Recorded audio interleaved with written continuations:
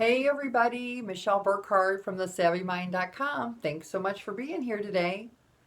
As I get ready to launch my new Breakthrough Success Program, which is a really cool program designed to help entrepreneurs gain that confidence that they need to charge and get paid what they're worth. So I've been thinking a lot about what entrepreneurs want. What do you need so that you can start living that dream life that motivated you to start a business in the first place? Because we all know that being an entrepreneur is not always as fun or as glamorous as people think it is. And entrepreneurs live that life and feel that way every single day.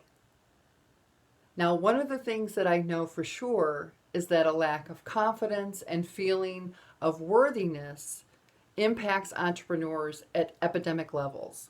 It doesn't matter what you sell, where you live, how much education or training you have.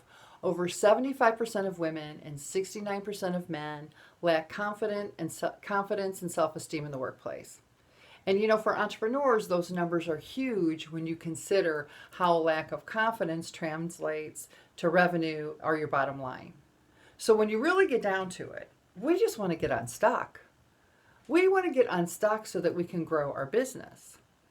Yesterday I did some research and I read this report that was done by Carol Dweck, PhD.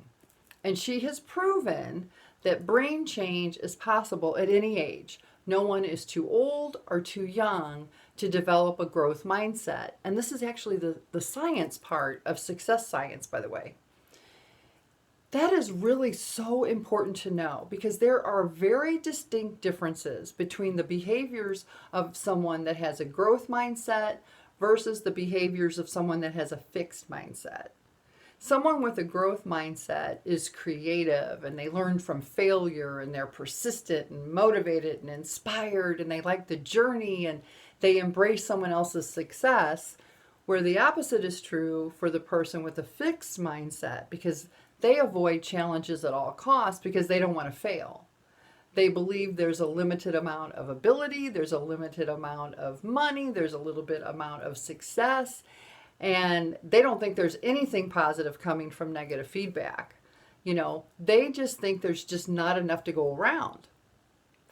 There's actually 4 mental states. You're either in a state of fear, flight, freeze, or thrive. And I'm almost sure there's no thriving going on for that person with a fixed mindset. And you can only have one at a time, right? The brain can only follow one map at a time. So when I help entrepreneurs create a world where their business pays them what they're worth, I'm not talking about working more. It's not about doing more. It's about becoming someone different. It's about making decisions about who we want to become.